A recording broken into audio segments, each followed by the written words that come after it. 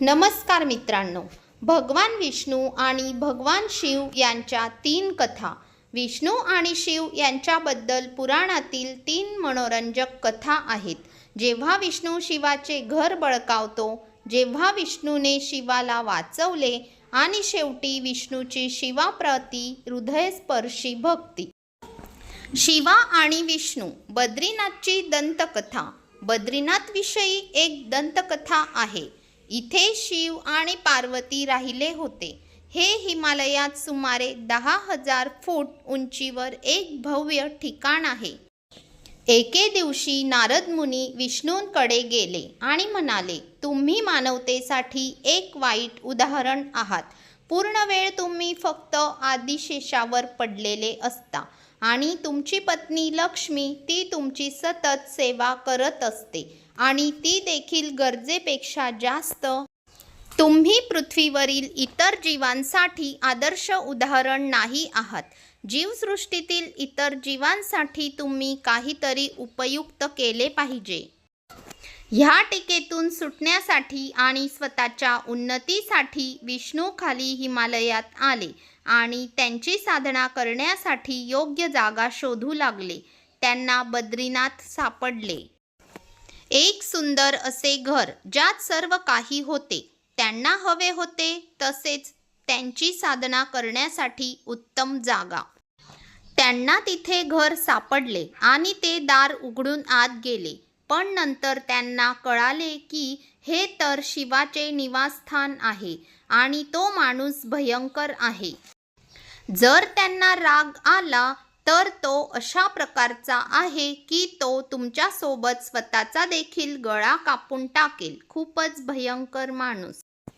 तर विष्णूने एका लहान मुलाचे रूप घेतले आणि घरासमोर बसला. शिव आणि पार्वती जे फिरायला गेले होते घरी परत आले. जेव्हा ते परत आले तेव्हा त्यांच्या घरासमोर एक लहान बाळ रडत होते.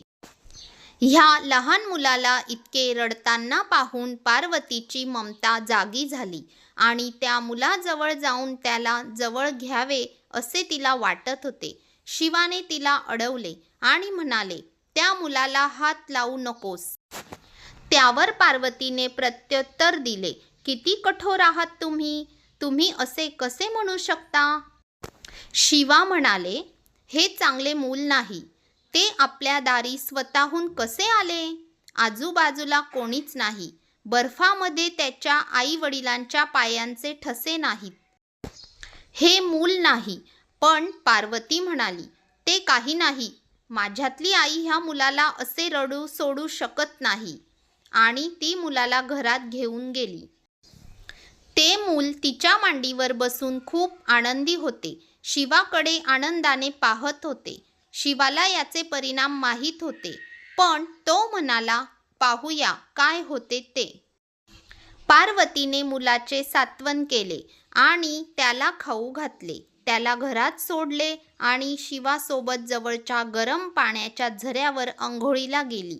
जेव्हा ते परत आले तेव्हा त्यांना दार आतून बंद दिसले. पार्वती हैराण झाली. दरवाजा कोणी बंद केला. शिवा म्हणाला, मी तुला सांगितले होते मुलाला उचलू नकोस. तू मुलाला घरात घेऊन आलीस आणि आता त्याने दार बंद करून घेतले. पार्वती म्हणाली, आता आपण काय करायचे. शिवाकडे 2 पर्याय होते. एक म्हणजे त्याच्या समोरील सर्व काही जाळून टाकायचे. दुसरा म्हणजे दुसऱ्या रस्त्याने निघून जायचे. तर तो म्हणाला, चल दुसरीकडे कुठेतरी जाऊ, कारण हे तुझे प्रिय मूल आहे. मी त्याला हात लावू शकत नाही. अशा प्रकारे शिवाने स्वतःचे घर गमावले आणि शिव आणि पार्वती स्वतःच्याच देशात परदेशी बनले. ते आजूबाजूच्या परिसरात फिरले, राहण्यासाठी आदर्श जागेच्या शोधात आणि शेवटी केदारनाथमध्ये स्थायिक झाले. तुम्ही विचाराल, त्याला हे माहीत नव्हते का. तुम्हाला खूप गोष्टी माहिती असतात, पण तरीही तुम्ही त्या होऊ देता. जेव्हा विष्णू शिवाला वाचवतो. योग पुराणात अशा अनेक कथा आहेत ज्या एखाद्याच्या तळमळीला शिवाची असीम करुणेचा आणि लहान मुलासारख्या प्रतिसादाचे वर्णन करतात. एकदा एक असुर होता ज्याचे नाव होते गजेंद्र. गजेंद्राने खूप तप केले आणि शिवाकडून वरदान मिळवले की जेव्हा तो बोलवेल तेव्हा शिव त्याच्यासोबत असेल. गजेंद्र त्याच्या जीवनातल्या प्रत्येक छोट्या गोष्टीसाठी शिवाला बोलवत आहे.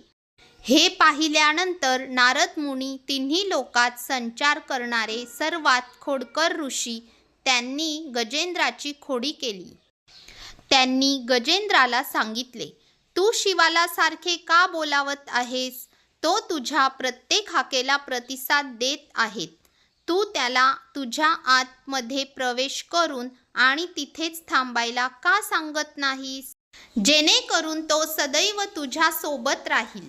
गजेंद्राला ही कल्पना चांगली वाटली आणि त्या प्रकारे त्याने शिवाची आराधना चालू केली.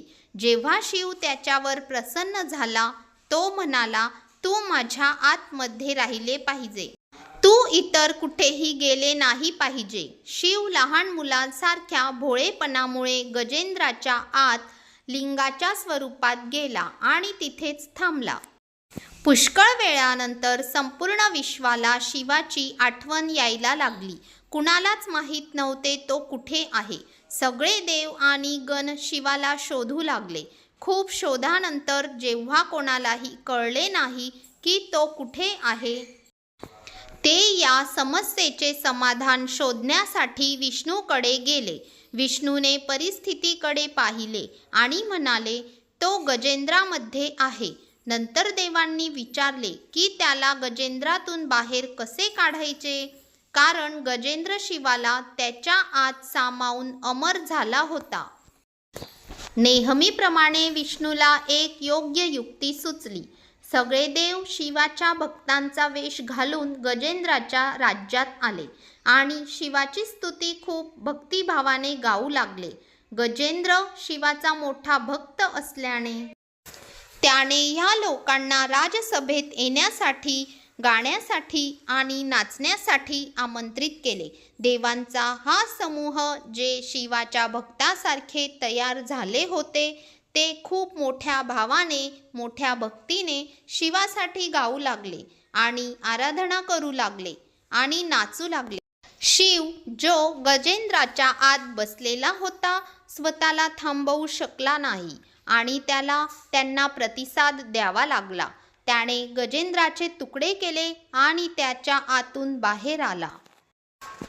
विष्णूची शिवासाठी भक्ती, शिवाची आराधना देव आणि राक्षस दोघेही करायचे.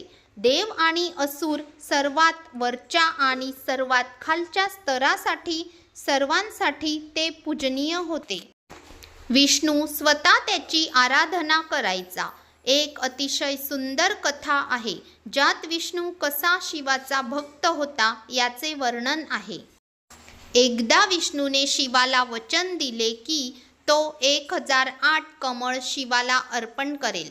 तो कमळाच्या शोधात गेला आणि संपूर्ण जगभर शोधूनही त्याला फक्त 1007 कमळ सापडले. एक कमी होते. तो आला आणि सर्व शिवाच्या समोर ठेवले. शिवाने त्याचे डोळे उघडले नाही. त्याने फक्त स्मित हास्य केले, कारण एक कमी आहे. तेव्हा विष्णू म्हणाले, मी कमल नयन म्हणून पण ओळखला जातो, म्हणजे कमळासारख्या डोळ्यांचा देव. माझे डोळे कमळाच्या फुला इतकेच सुंदर आहेत, तर मी माझा एक डोळा अर्पण करेन. आणि त्याने लगेच त्याचा उजवा डोळा काढला आणि लिंगावर ठेवला. अशा प्रकारच्या अर्पणाने प्रसन्न होऊन शिवाने विष्णूला सुप्रसिद्ध सुदर्शन चक्र दिले. अशाच नवनवीन कथा ऐकण्यासाठी आपल्या यूट्यूब चॅनलला सबस्क्राईब करा. धन्यवाद.